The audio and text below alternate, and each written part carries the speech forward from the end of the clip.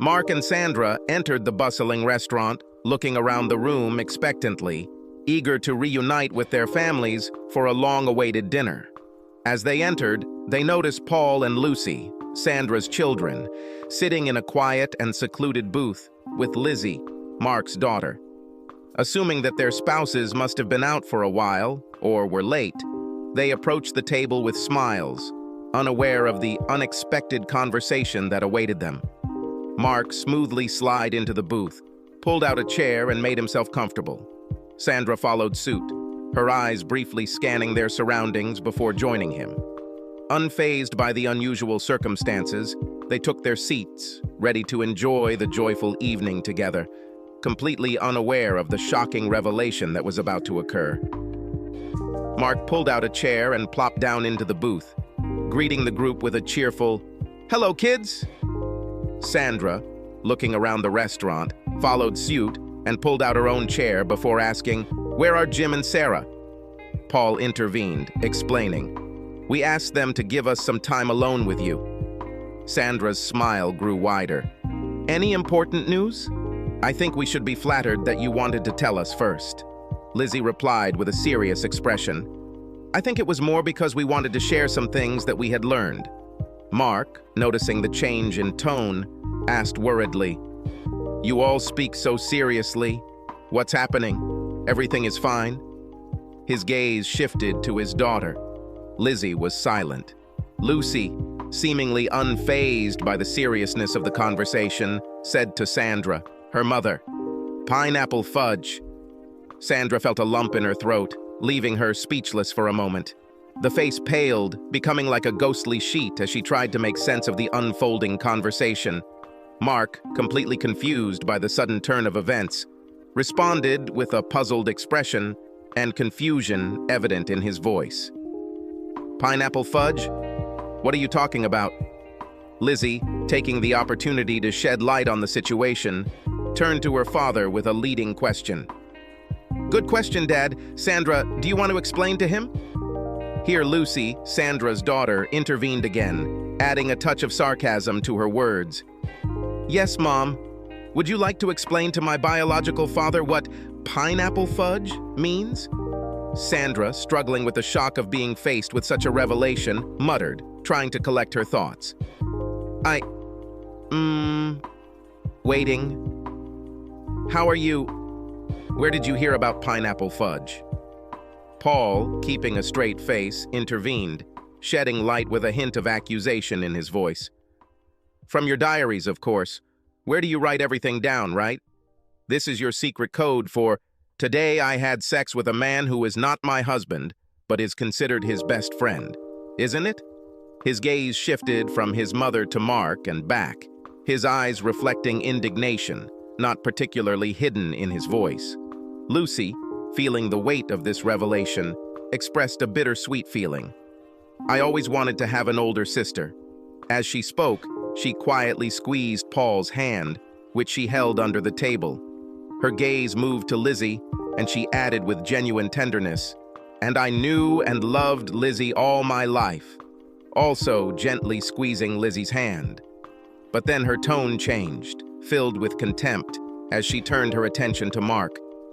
"But it's still a little shocking to hear that we have the same biological father."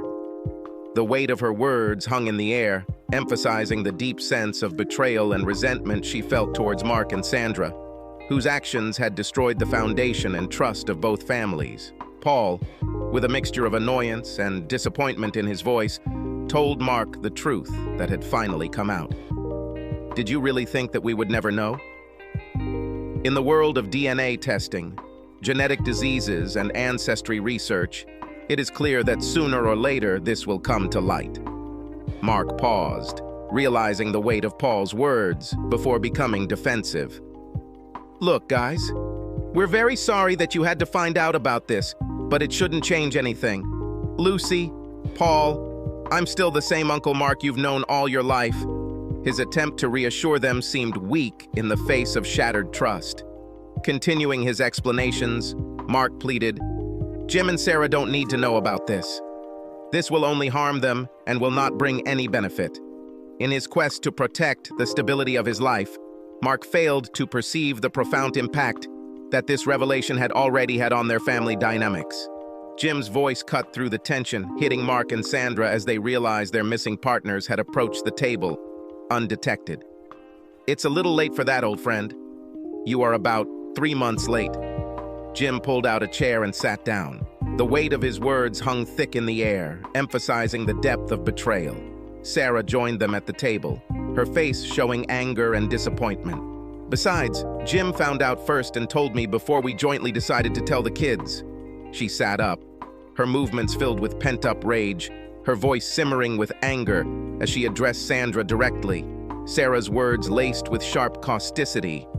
"And now, after our weekend with Jim, I really don't think no benefit is a good enough assessment." She grinned at Sandra. Sarah's face was a mixture of indignation and mockery. "Sandra, I can't understand what was going on in your unfortunate head. Have you traded your Michelin-starred chocolate ganache for a stale, dried-out piece of pineapple fudge?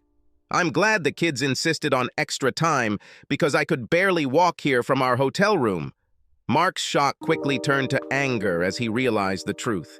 His voice trembled with a mixture of disbelief and indignation. "Wait, you and Jim? Are you having an affair?"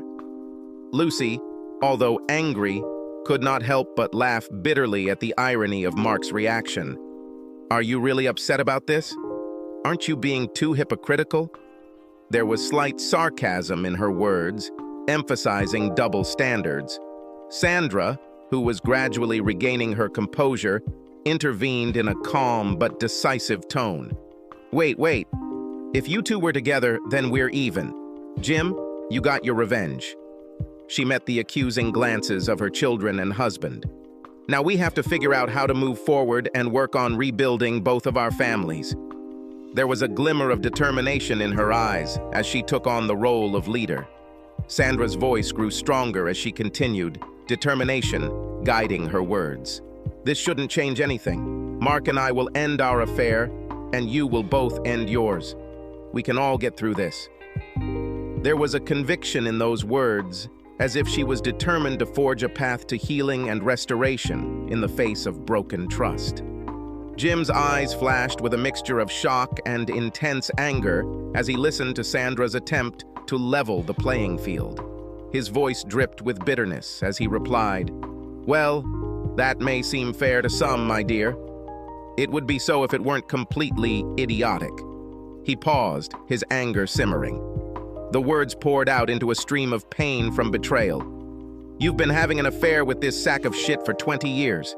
You conceived a child together and told me that he was mine. All this time, Sarah and I were friends, close friends, but we never did anything inappropriate. How the hell does that make us equal?" Sandra's confusion was evident when she replied, "Sarah just said that you spent the weekend together." Sarah's mocking tone cut through the air as she retorted, "We did it, and it was magical. Honey, it turns out that at our age, not all guys suck so much." She grinned, clearly enjoying the opportunity to tease her husband. Lucy chimed in playfully, interjecting, "Mom!" If Sandra had been in a more stable frame of mind, she would have noticed that her daughter called the other woman Mom, but in her confusion, she did not notice it. She'll figure it out soon enough. Jim's voice grew firmer as he continued, a hint of triumph in his words. "But you're wrong, Sandra. We never had an affair. Because by the time I touched Sarah intimately for the first time, we had both already filed official divorce papers. You were too busy on your weekend business trip for us to bother serving you, but..." He raised his hand, pointing to the man standing at the door. The atmosphere became tense. The unknown man reacted to Jim's gesture and approached the table. He wasted no time in conveying his message in a cool and formal voice. "Sandra Davis, Mark Willis, you've been served." He handed each of them a brown manila envelope, the contents of which were no secret. The man then stepped back, taking out his camera to capture the moment before nodding to Jim and walking away, leaving the culprits dazed and confused. The table fell silent as Mark and Sandra exchanged glances, frantically trying to comprehend the sudden turn of events. The weight of these envelopes completely changed their lives, adding another layer of uncertainty to a turbulent situation. Sandra's composure shook, her voice trembled with despair, and tears streamed down her face. "I don't want a divorce. This is not the way it should have happened. Mark and I don't like each other. That didn't mean anything. I love you, Jim. I have always loved only you." Her words filled with pain, she begged her husband, hoping to save their broken relationship. Sandra looked from Jim to Lucy and Paul, her children, her voice breaking with emotion. "Lucy, Polly, tell your father that this shouldn't destroy our family." Her prayers were addressed to the children in the hope that they would help bridge the gap between their parents. Mark, who sat silently, seemed completely broken, his face reflecting the enormous pain he was experiencing. He seemed lost, unable to find the right words to express the depth of his remorse and regret. In a silent act of solidarity and support, Jim, Sarah, Paul, Lucy, and Lizzie placed their hands on the table, intertwining their fingers. Their united display underscored their commitment to each other, acknowledging the challenges ahead and giving each other the strength and support needed to face the future. Jim's stern voice carried through the room, drawing attention and signaling that it was time for Sandra to listen. The weight of the decision made by all five was obvious. "Sandra, I think it's time for you to shut up and listen. The five of us have been discussing how to proceed for a month now. We've got all our ducks in a row, and as far as I'm concerned, none of this is subject to revision." Lizzie intervened in a decisive tone, confirming the unity of their decision. "We thought long and hard about it separately, and then we leaned on each other to decide how to proceed. We are unanimous on this." She glanced at Paul and Lucy, appreciating their collective efforts. "I'll just add that the three of us came up with this, and your spouses initially tried to dissuade us." Paul, speaking with a sense of maturity and determination, emphasized the gravity of the situation. "My little sister may be the youngest at the table, but she's an adult now and has a wise head on her shoulders. She was directly affected by this, so we asked her to tell you how things will unfold." Lucy, sniffling but gathering her strength, spoke with a mixture of pain and determination. "In short, it is so." She turned to Mark, her voice firm and unyielding. "Mark, you provided your seed, but you never were and never will be my father." Her gaze returned to Sandra, her expression hardening. "Sandra, you have been my mother all my life. Not as good a mother as my father was, but still my mother. Well, it ends tonight. From now on, you and I have no relationship. I don't want to talk to you, read your messages, or have any contact at all. This may change in the future, but I wouldn't bet on it. If this happens, it will be my decision. I'm sure you're against it, but I want none of you to ever contact me again. I can assure you that I will not respond." Paul, looking at his broken and almost catatonic mother, shared Lucy's feelings. "The same applies to me." Lizzie, determined and adamant, added her voice. "And to me too." Sarah, calmly but firmly, touched on the practical aspect of their decision. "Jim and I have a common lawyer, whose details are indicated in the envelopes you are holding in your hands. All contacts must now be made only through a lawyer." There was an awkward silence at the table as the weight of what had been said dawned on everyone. The path forward had been charted, and the consequences of their choices would undoubtedly change their lives. Jim, after a significant pause, allowed the silence to deepen, giving Sandra and Mark time to realize the gravity of what had been revealed. Breaking the silence, he moved on to the next question. "All 8 grandparents were informed about this today." He turned his gaze to Sandra. "Your parents," he nodded, "and yours," pointing to Mark, "didn't do anything wrong, and we don't want to erase them from the lives of their grandchildren."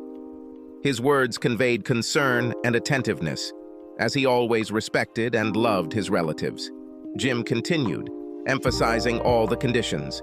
"However, their continued participation depends on whether they accept this situation. They must not pass on any messages from you to the children and will not give you updates on any aspect of our lives." He made it clear that the boundaries he set for Sandra and Mark also applied to their parents. While they may maintain a relationship with you, this should in no way interfere with us or affect our family dynamics. Mark, your mom and dad are really excited to get to know their new granddaughter, and we will definitely support Lucy in getting to know them. At the same time, it is not surprising that this does not change anything for my parents. They love Lucy more than anything in the world, and nothing will ever change that. The once unified family structure has been forever changed, and the new boundaries will change the relationship not only between Sandra, Mark, and the children, but also between their parents and grandchildren. Sarah entered. We're not leaving. This is not New York or Los Angeles. We may run into each other in a restaurant or on the street. Her tone was filled with anger, a sense of warning, and a clear boundary. With palpable restraint, Sarah continued, determination evident in her voice. I would strongly advise both of you to pretend that you don't know me. It took all my self-control not to spank you both here tonight. The depth of her anger was obvious, and it was clear that maintaining composure in future confrontations might prove difficult. Then Lizzie's voice took on a more positive, albeit forced tone, and it was her turn. But in a way, Sandra, you were right.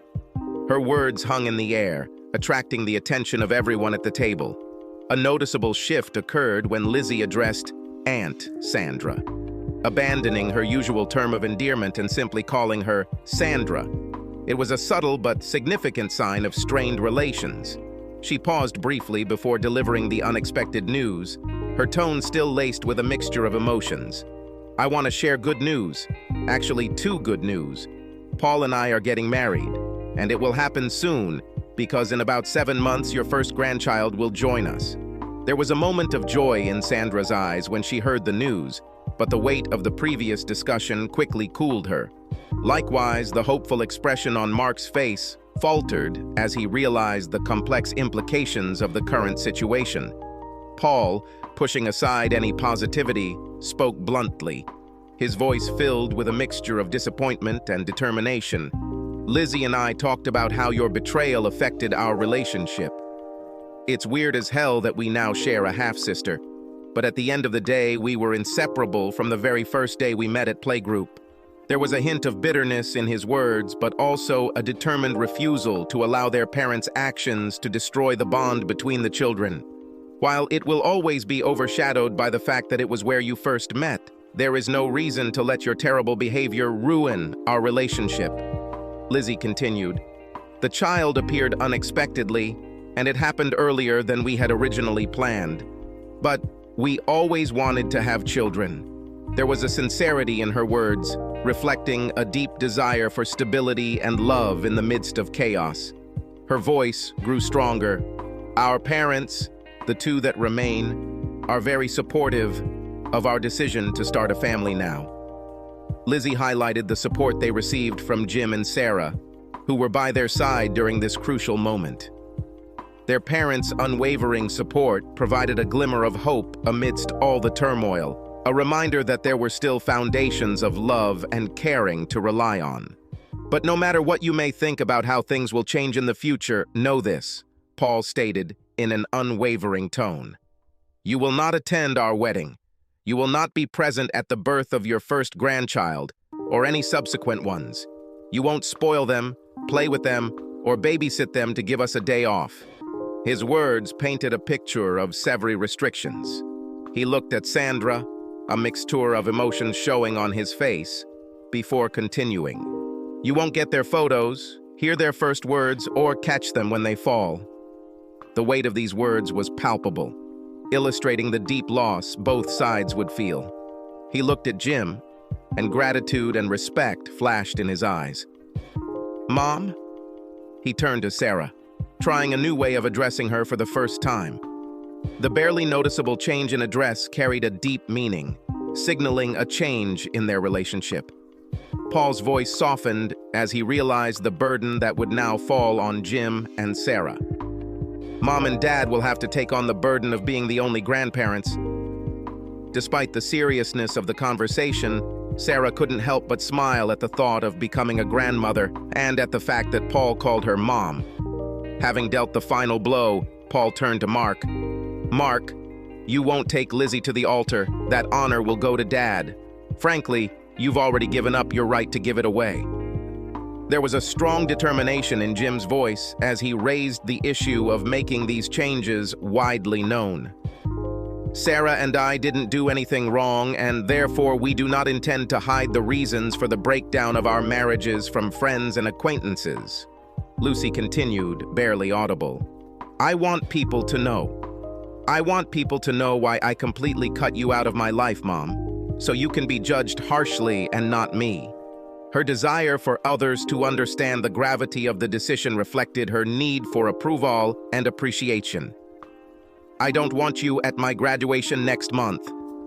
Yes, this is a public event and I cannot prevent you from attending. Lucy's voice grew stronger, containing a mixture of determination and concern for her reputation. But I've earned the respect of my teachers and my friends' parents, and I don't want to lose that by spitting on you if you show up. Lizzie chimed in with a wry smile, bringing a touch of humor to the tense atmosphere. Unless, of course, before that, Sandra, your mother hasn't decorated you yet. There was a hint in her words that if Mark and Sandra did not listen to what was said, the consequences could be serious and physical. All five rose from their seats, leaving Sandra and Mark alone with their destroyed world.